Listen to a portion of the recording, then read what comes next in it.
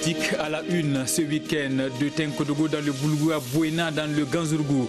Militants et sympathisants du MPP travaillent pour la victoire de leur parti aux prochaines élections, mais aussi la victoire du Faso face au terrorisme. Grand meeting de soutien au président du Faso et aux forces de défense et de sécurité à suivre en début de journal. À Bobo du Lasso, le torchon brûle entre le conseil municipal de l'arrondissement 3 de la ville, la Sonature et une partie de la population de la zone non lotie accusée d'occuper illégalement des parcelles de la Sonature. Elle pointe du doigt une mauvaise gestion du foncier urbain. À l'international, les forces du maréchal Haftar, nous sommes en Libye, annoncent un cessez-le-feu à compter de ce dimanche, mais en cas de violation, l'homme fort de l'Est libyen promet une riposte très sévère. Voilà pour le sommaire. Mesdames et messieurs, merci de nous suivre. Le MPP Boulgou ménage déjà sa monture en ce début de l'année nouvelle 2020, une année électorale. La section provinciale du parti au pouvoir a réuni militants et sympathisants hier à Tenkodogo pour la réélection de leur candidat le moment venu. Le bilan des 4 ans de gestion du président Roch-Marc Christian Kaboré a été fait sur place et jugé satisfaisant. Konsun Koulibaly, Tanga, Robert Kafando. À cette conférence provinciale du MPP, section Boulgou, 4 points à l'ordre du jour. La situation nationale marquée par l'insécurité et la fronde sociale, la mise en œuvre du programme présidentiel, la vie du parti et les échéances électorales à venir. Des questions développées par la délégation du Bureau politique national aux responsables des 13 sous-sections de la province. Nous avons surtout souligné qu'en 2015, le président avait été élu sur la base de promesses et qu'en 2020, il doit être élu sur la base des résultats.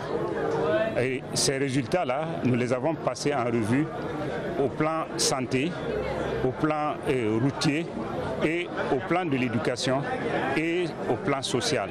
Nous avons vu que dans l'ensemble, le programme du président se déroule assez bien et que nous sommes confiants qu'en juin ou juillet 2020, nous allons réaliser 90% de ces promesses. Les échanges ont également permis aux participants et à la délégation de poser les préoccupations, d'harmoniser les points de vue et de dérouler la stratégie du parti pour les prochaines échéances électorales. Les informations que nous avons reçues venant en tout cas du bureau politique national nous galvanisent davantage et nous donnent assez d'éléments pour pouvoir continuer à nous battre pour le parti et défendre effectivement le programme du président sur le terrain, parce que ce sont les résultats maintenant que nous sommes en train de récolter. Les gens se sont exprimés, ils ont dit ce qu'il y a du fond du cœur et j'ai remarqué également que les gens ont envie d'accompagner le chef de l'État dans la cohésion, dans l'entente, dans l'unité et ça me réjouit. Des retours à la base, chaque participant a le devoir d'informer, de sensibiliser et de travailler pour l'unité et la cohésion au sein du parti dans son ressort afin de garantir la victoire du MPP en 2020. Grand meeting de soutien au président du Faso et aux forces de défense et de sécurité engagées au front contre le terrorisme.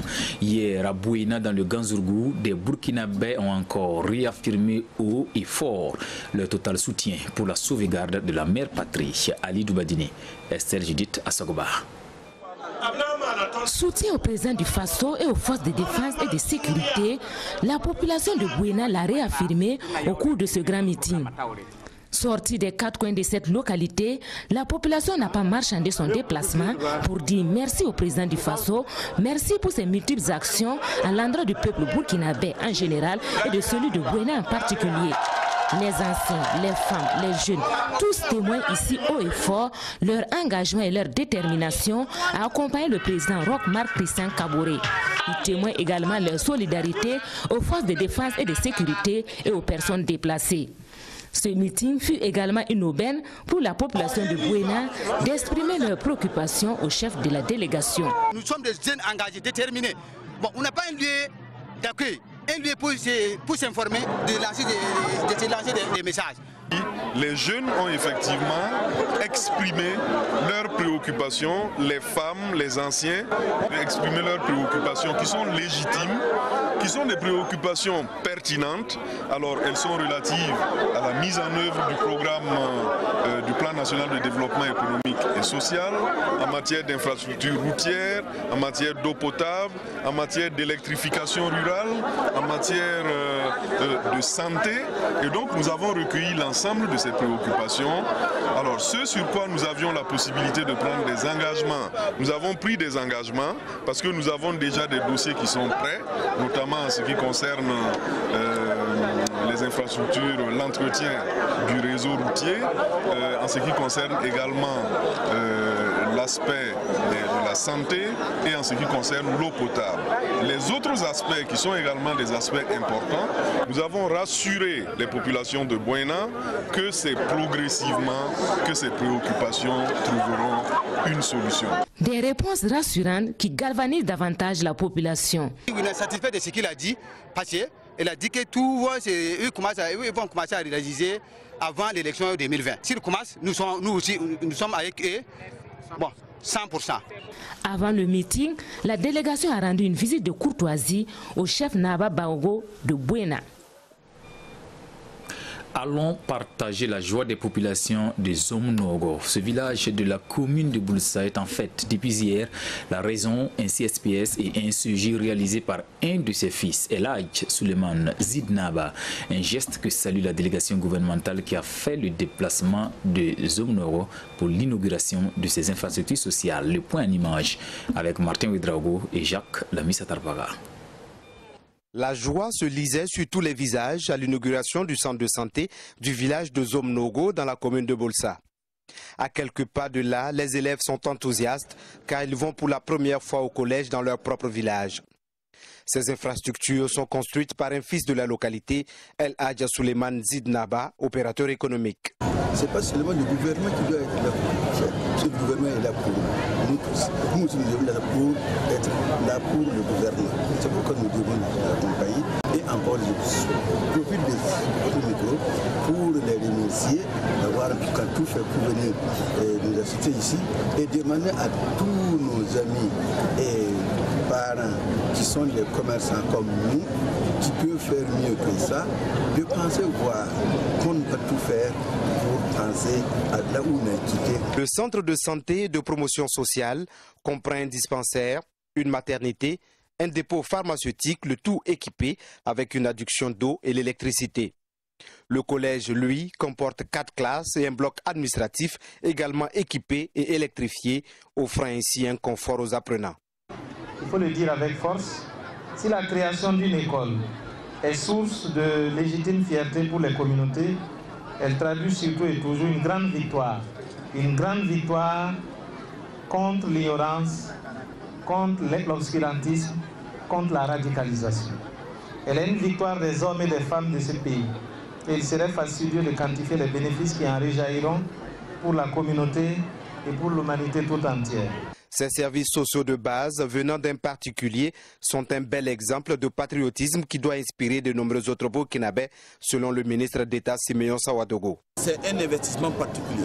Alors je voudrais au nom du gouvernement ici le féliciter, le remercier donc, pour cette générosité et cette pensée heureuse donc, pour les populations donc, qui en ont besoin. Mais également inviter tous les Burkinabés, de ceux qui le peuvent, chacun, donc selon sa possibilité, de faire en sorte que là où aussi on est né, on puisse soulager la population. Plusieurs autres dons sont faits sur place, des cartons de savon pour le centre de santé, des équipements de sport et des bourses d'études pour les meilleures filles du collège de Zomnogo. Restons dans le registre santé. 10 cardiologues prêts à servir la nation. 6e promotion de l'université Ouaga 1, professeur Joseph Kizerbo, mais retenez qu'ils sont les tout premiers issus du système licence, master, doctorat. Leur nom de baptême, Unité, Lassina Ouattara, Moumouni Soubeiga. 10 nouvelles compétences au service du système sanitaire burkinabé. Après 4 ans de spécialisation à l'université de Ouagadougou et dans les centres hospitaliers universitaires, ces impétrants décrochent ici le diplôme d'études spéciales en cardiologie. UDT, c'est le nom de baptême de ce nouveau cardiologue. Au départ, j'hésitais entre la pédiatrie et la cardiologie parce que j'aimais beaucoup également les enfants. Donc je me suis dit pourquoi ne pas faire la cardiologie et peut-être partir vers la spécialité pédiatrie. Nous avons vraiment choisi de faire cette spécialisation pour quand même donner notre savoir-faire à la population. Cette 6e promotion de cardiologues connaît un taux de succès de 100% aux examens de passage et les lauréats formés selon les normes de l'Organisation ouest-africaine de la santé. À cette instance solennelle, chers lauréats de la promotion unité, je vous exhorte à maintenir toujours haut la flamme de l'excellence laissée par vos devanciers, à qui je rends un vibrant hommage. Puisse la moisson tenir la promesse des fleurs que nous contemplons bien resplendissantes pour la spécialité de cardiologie. Pour le parrain, c'est une étape de franchie. Selon Léné Sebgo, ancien ministre de la Santé, ces nouveaux cardiologues doivent retenir dans leur carrière 3 valeurs: l'amour, la patience et la compassion. Vous devez éviter la tentation d'être intelligent seul, car vous perdrez au fil du temps les connaissances acquises qui risquent de s'altérer en l'absence de renouvellement ou de renforcement. Recherchez donc à être intelligent avec les autres. Mutualisez vos connaissances. C'est un gage de sécurité et de sécurité. La 6e promotion est la première formée entièrement au Burkina Faso et selon les standards licence master doctorat LMD. En attendant de vous rejoindre à table pour le déjeuner, pour ceux qui sont sur place dans les gargotes, attention, l'harmattan faisant difficile pour les restauratrices de faire face à la poussière due au vent. Ces restaurants de fortune sont pourtant bien fréquentés. Constat Boubou Dulasso dans ce reportage de Betty Benaon et Mireille Carole Dougma. 17 ans au service de sa clientèle, Clarisse Canzier tient cette gargote depuis près de 2 décennies. Sa spécialité, le taux, et elle se vante même d'officier dans le bio. Et pour des raisons économiques ou de proximité géographique, ils sont nombreux à préférer ce type de restaurant à l'heure du déjeuner. Quand tu habites loin, ce n'est pas facile de rentrer à midi et de revenir au boulot. Donc nous mangeons ici à midi et le soir en rentrant. 8 heures de travail pour te restaurer, tu regardes à proximité de ton lieu de service où tu peux avoir à manger rapidement. En plus, elles vendent tout, du riz comme du thon, et c'est moins cher. 100 francs, 200 ou 500 francs, ça dépend de toi. Quand c'est des restaurants par terre, tous ceux qui viennent ici, généralement c'est des hommes non mariés, des célibataires. Voilà. Par exemple, ma situation, moi je suis marié, mais je ne suis pas avec ma famille à Bobo. Donc, des jours que je n'arrive pas à préparer, je viens ici pour me ravitailler. Autre aspect dans les gargotes, un lien étroit lie les clients aux tenancières. L'achat à crédit. Le marché actuellement est morose. Les jeunes n'ont plus de boulot. Certains viennent manger à crédit. Comme ce sont nos anciens clients, on ne peut que leur donner. Les temps sont durs actuellement. Donc quand un client vient nous voir et qu'il n'a pas d'argent, nous lui donnons seulement. L'un des défis majeurs auxquels font face ces femmes, c'est le problème d'hygiène, surtout en ces temps d'harmattan. Pour qu'il y ait une bonne hygiène alimentaire, il faut que les services d'hygiène s'impliquent parce que ces femmes-là, elles sont vraiment ignorantes en la matière d'hygiène. Donc il y a un service habilité à cela. Il faut qu'ils sortent de façon périodique pour veiller à leurs conditions d'hygiène, surtout sur le plan commercial. Une mesure qui pourrait permettre à Abouba, à la mine, à l'ensemble des travailleurs et à tous ceux qui prennent des repas dans les gargotes de manger plus sain. On reste sur place à Sia pour un bras de fer entre le conseil municipal de l'arrondissement 3, la Sous-Nature et une partie de la population de la zone non lotie. Des habitats spontanés construits sur une propriété de la Sous-Nature, mais les concernés refusent leur relogement sur un autre site. Argument à l'appui, l'autorité pour l'heure joue la carte de la sensibilisation. Manika Yen, Moussa Sanon. Non loti du secteur 31 dans l'arrondissement 3 de Bobo Dioulasso. Un projet de relogement de la population sur un autre site fait polémique. Tandis qu'une partie de cette population salue le projet, une autre qui y voit une intention des autorités communales de les déguerpir se dit très inquiète. Nous, notre position est claire. On ne veut pas bouger de ce site. Nous l'avons dit au maire et nous lui avons dit aussi de le faire savoir au ministre de l'Habitat. Nous, en tout cas, nous sommes d'accord avec les relogements sur un autre site.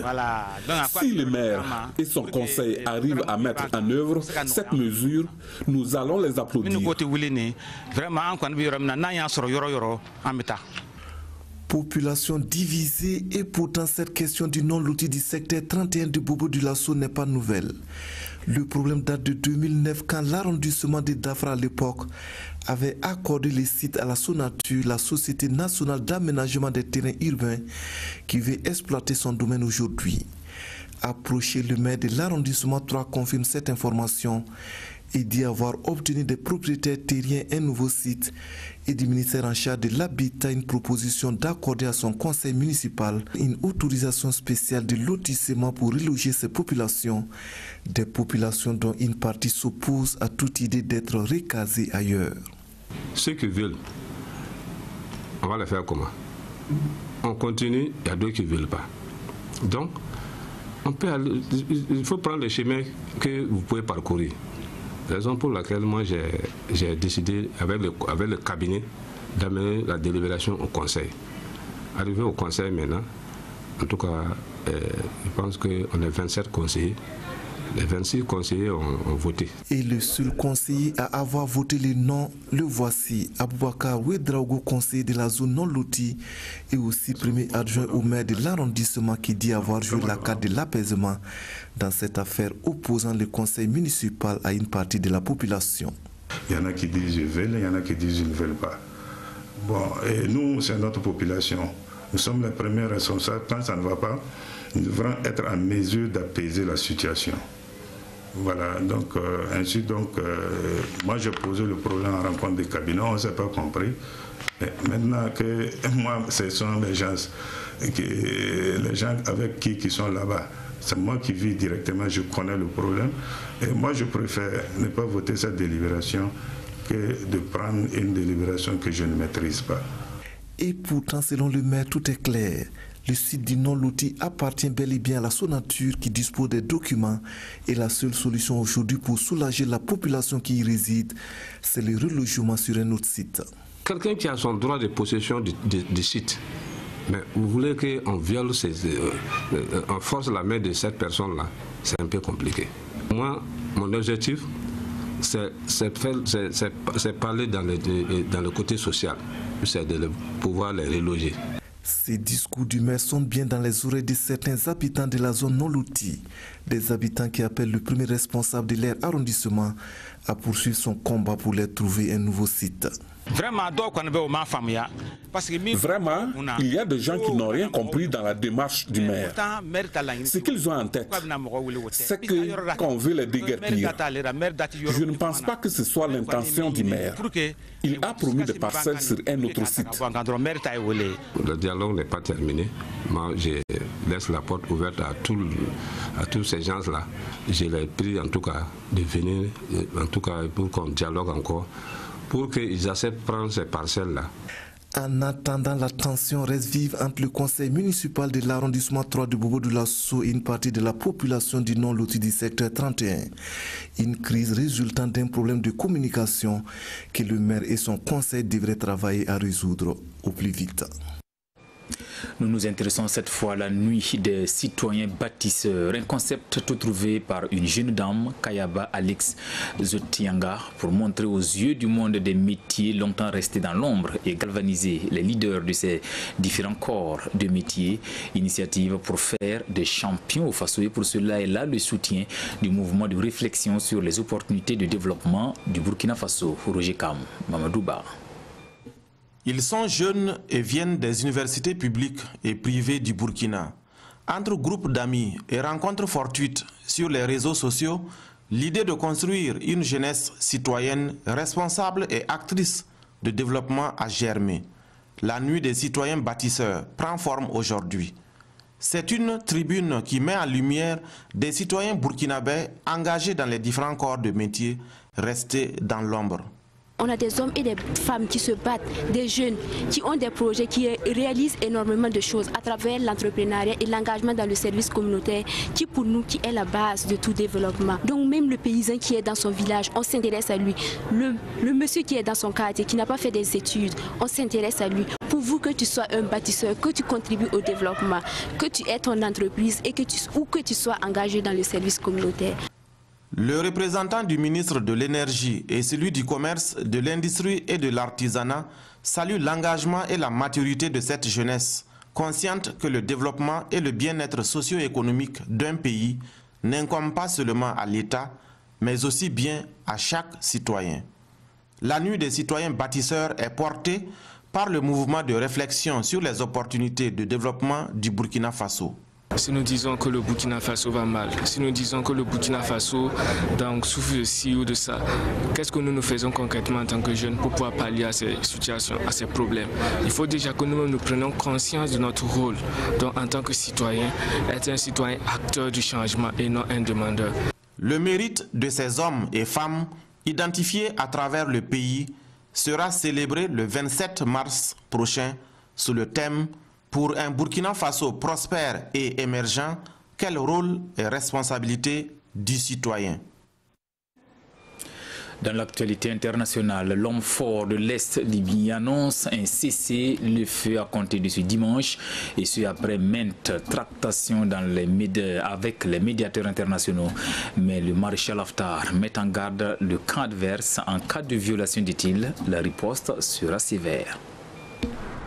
En Libye, les troupes du maréchal Haftar, l'homme fort de l'Est du pays, ont annoncé samedi un cessez-le-feu conformément à l'appel de Moscou et Ankara quelques jours plus tôt. Lancées dans une offensive pour conquérir Tripoli, les forces du maréchal Haftar ont toutefois fait une mise en garde. Dans cette vidéo, ce général annonce que le commandement général des forces armées arabes libyennes déclare un cessez-le-feu pour les opérations militaires dans la région ouest à minuit le 12 janvier 2020, à condition que la partie adverse respecte le cessez-le-feu. Dans le cas contraire, la riposte sera sévère pour toute violation de cet armistice, a-t-il dit. Samedi, le chef du gouvernement libyen reconnu par la communauté internationale, Fayez El-Sarraj, a déclaré qu'un cessez-le-feu en Libye devrait être conditionné à un retrait des forces pro-Haftar. Mais les acteurs clés du conflit sont bel et bien Ankara et Moscou. La Turquie a déployé des militaires en janvier pour soutenir le gouvernement de Fayez El-Sarraj. De son côté, la Russie est soupçonnée de soutenir en sous-main les troupes du maréchal Haftar.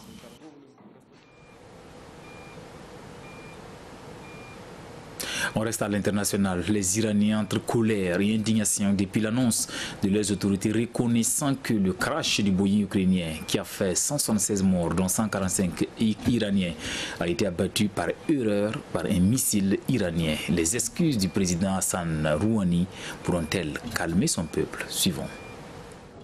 Voici les images amateurs du crash du vol PS-752. Mercredi, 176 personnes sont mortes alors qu'un avion ukrainien décollait de Téhéran. Ce samedi, le président Rouhani a admis la responsabilité de son pays et évoqué une erreur. Depuis, il a multiplié les appels téléphoniques, notamment au président ukrainien.